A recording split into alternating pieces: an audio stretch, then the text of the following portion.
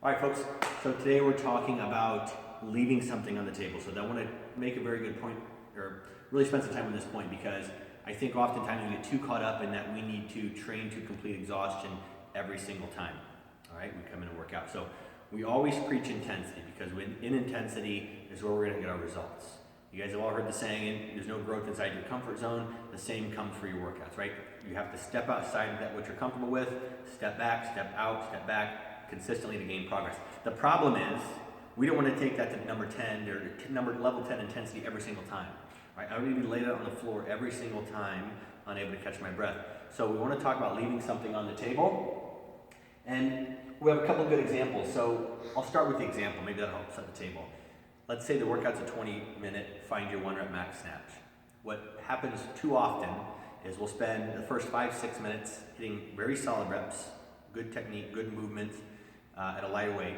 And then we spend the next 15 minutes, 10-15 minutes, throwing weight on the bar and putting up 10 to 15 horrendous attempts, right? Knees crashing, arms rotating in. So what we want to think about is when you train to fail every time, then you're really failing to train.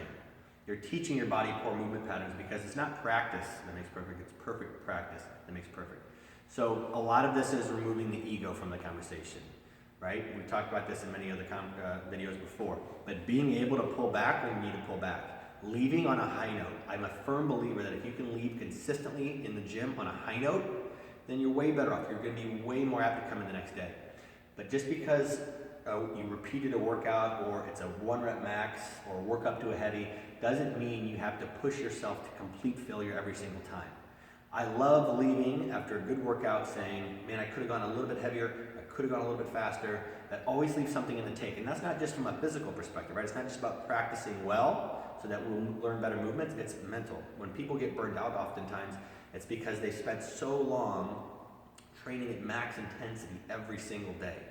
So don't be afraid to pull back a little bit, leave a little bit on the table.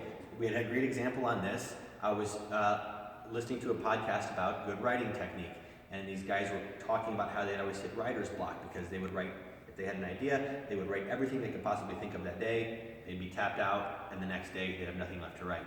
So the coach that was coaching them talked about Ernest Hemingway, right, the prolific writer. He would write until he'd write for several hours in the day, and when he was at the peak of his writing, he would stop. He would walk away, and he would go seduce women and drink a lot of wine. And then he would come back the next day. But his idea was that he always had that stuff stewing in his brain. He had, I had these new ideas, I had all this stuff coming. So he had fresh stuff to write every single day. I think training is somewhat similar.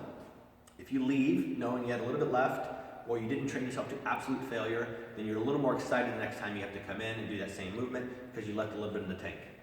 All right? So leave a little bit on the table. Now from time to time we can max that out. That should be the exception, not the rule. Perfect practice makes perfect. If you're stagnant, you haven't set a PR in a while, check in with yourself. How often do you push your limits with horrendous technique? And when could we just step back and hit some good solid reps with some weights we can manage? If you train to fail, you're failing to really train. If you train to fail every time. There's the example. All right, thanks.